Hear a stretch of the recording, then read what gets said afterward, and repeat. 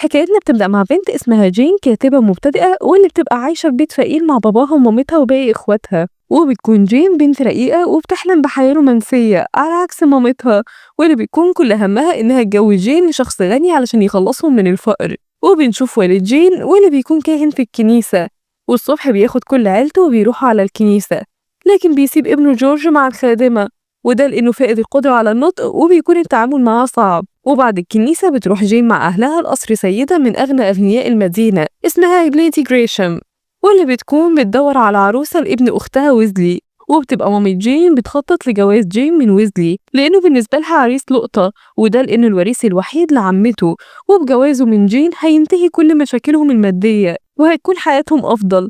لكن جين بيكون لها رأي تاني، لأن ويزلي بالنسبة لها شخص سطحي وتافه ومعتمد على فلوس خالته، ده غير إن ويزلي عنده تأخر عقلي. وبتحاول مامتها تقنعها إنها لو اتجوزت ويزلي هيكون القصر ده كله ملكها بعد موت الليدي جريشم. وبنروح لتوم، شخص مرح وبيحب الملاكمة، وبيكون الصديق المقرب لهنري أخو جين. وبنعرف إن توم مضطر يشتغل في المحكمة مع خاله القاضي علشان يقدر يصرف على عيلته، وده لأن مامته خسرت كل ميراثها بعد ما اتجوزت أبوه الفقير. وبيقرر خاله القاضي إنه يحطه في اختبار، ولو توم نجح فيه وقدر يثبت نفسه هيكتب له كل ثروته. وبيطلب من توم إنه يسافر لقرية ريفية ويعيش في بيت خال توم التاني، وبالمناسبة دي بتكون نفس القرية الريفية اللي عايش فيها هنري أخو جين. وبنروح لبيت جين واللي بيكونوا عاملين حفلة كبيرة لهنري بسبب رجوعه على البيت، وده بعد ما أخد الشهادة من الجامعة. وبيوصل توم مع خاله على الحفلة، وده لأن خال توم يبقى جار أهل جين. وبيشوف توم جين لأول مرة وبتكون بتقرا جزء من روايتها الجديدة، لكن توم مش بتعجبه رواية جين وبيقول إنها مملة وسخيفة. وبتسمعه جين واللي بتنهار وبتطلع على أوضتها وهي متعصبة وبتقطع الرواية وبتحرقها. وبتخرج جين بعدها تتمشى في الحديقة، وده في نفس الوقت اللي بيحس فيه توم بالملل من الحفلة وبيخرج هو كمان يتمشى. وبيشوف جين وهي ماشية لوحدها وبيحاول إنه ينادي عليها، لكن هي بترفض تكلمه بحجة إنهم في مدينة ريفية وما يصحش تقف تتكلم معاه لوحدها. لكن في الحقيقة جين بتكون شايفة توم شخص متعجرف ومغرور ومش عايزة تشوفه ولا حتى تسمع صوته بعد الكلام اللي سمعته وهو بيقوله على روايتها. وبالليل بيروح على حفلة في قصر الليدي جريشم وبيبقى توم كمان هناك في الحفلة، وبترقص جين مع ويزلي لكنه مش بيكون بيعرف يرقص، وبيدوس بدون ما يقصد على فستان جين. وبيشوفهم توم وبيضحك عليهم وبتتضايق منه جين، وبتروح تقول لأخوها هنري هو ازاي مستحمل سخافة صاحبه توم.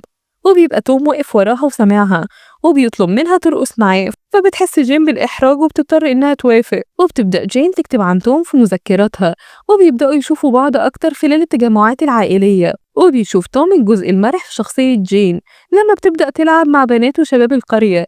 وبتستأذن جين إنها تاخد كتاب من مكتبة خال توم، لكن بتتفاجئ لما بتدخل المكتبة وبتلاقي توم هناك بيقرأ، وبتحاول تخرج بسرعة قبل توم ما يشوفها، لكن بيحس بيها توم وبينادي عليها. وبتتفاجئ إن توم بيقرأ رواية من تأليفها، وبتكون كل أفكاره ومعتقداته عكس رأي جين وأفكارها في الرواية. وبيلاحظ توم إن جين اتضايقت منه فبيديها كتاب تقراه علشان تفهم قصده. وتاني يوم بيتقابلوا وبيتناقشوا في الكتاب اللي اداهولها توم، وكل واحد منهم بيقول وجهة نظره. وبيروحوا بعدها على حفلة بيكون فيها حلبة ملاكمة، وبيروح توم للخصم الأقوى وبيلعب معاه، لكن بيخسر توم في آخر لحظة، وده بعد ما بتنده عليه بنت خالته لوسي وبتشتت انتباهه. وبتتخض جين على توم وبتحاول إنها تساعده وتقومه، لكن توم بيطمنها عليه وبيقول لها إنه تعود ما يضيعش فرصة. وتاني يوم بتروح الليدي جريشم مع ويزلي على بيت جين، وبتطلب الليدي جريشم إن جين وويزلي يتمشوا سوا ويتكلموا مع بعض شوية. ووقتها بيطلب ويزلي من جين الجواز، وبيقول لها إن كل ثروته وثروة خالته هيكونوا تحت أمرها لو وافقت على طلبه، لكن جين بتتأسف له وبترفض عرضه. ووقتها بتتعصب منها مامتها وبتقول لها إنها هتفضل طول عمرها فقيرة ولوحدها، وإن مفيش حد هيفكر يتقدم لها بسبب فقرهم، وإن ويزلي هو فرصتها الوحيدة علشان تخلصهم وتخلص نفسها من الفقر، وإنها المفروض تكون اتعلمت منها وما تغلطش غلطتها وتتجوز شخص فقير. وبنلاقي إن والد جين كان سامع كل كلام زوجته وعرف إنها ندمانة على جوازها منه، وبيخاف الأب إن بنته تتجوز شخص فقير وتعيش حياة تعيسة زي مامتها، فبيحاول يقنعها إنها تقبل بويزلي وإنها مع الوقت ممكن تحسن منه وتتعود عليه. وبنروح لحفلة في قصر الليدي جريشم، وهناك بتتكلم جريشم مع جين بطريقة مهينة، وإن إزاي واحدة فقيرة زيها ترفض الجواز من ابن أختها الغني، لكن جين بتقول لها إن الفلوس مش كل حاجة وإنها ما تقدرش تصنع سعادة. لكن جين بتقول لها إن الفلوس مش كل حاجة وإنها ما تقدرش تصنع السعادة، وبعدها بتتقابل جين مع توم واللي بيتفاجئ إنها رفضت الجواز من ويزلي، وبيعترف لها بحبه وبيوعدها إنه يسافر لخاله علشان يقدر يطلب جين بشكل رسمي. وفعلا بيرجع توم على لندن علشان يتكلم مع خاله بحيث إنه يساعده بجزء من ثروته علشان يقدر يتجوز جين.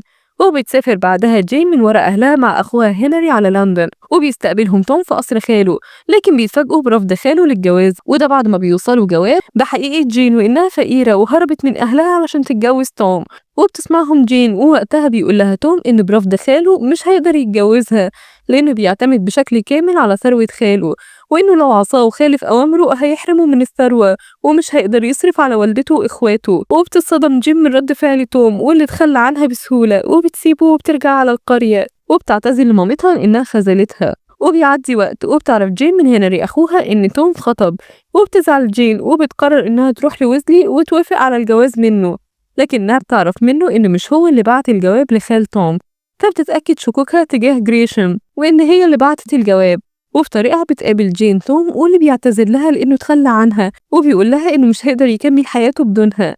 وبيقدر توم بصعوبة إنه يصالح جين، وبيقرروا إنهم يهربوا سوا على اسكتلندا ويتجوزوا ويكملوا باقي حياتهم هناك. وفي طريقهم بتلاقي جين في محفظة توم جواب من مامته واللي كانت كاتباله علشان تشكره على مساعدته ليهم، وإنه لولا الفلوس اللي بيبعتها من شغله مع خاله ما كانوش قدروا إنهم يعيشوا.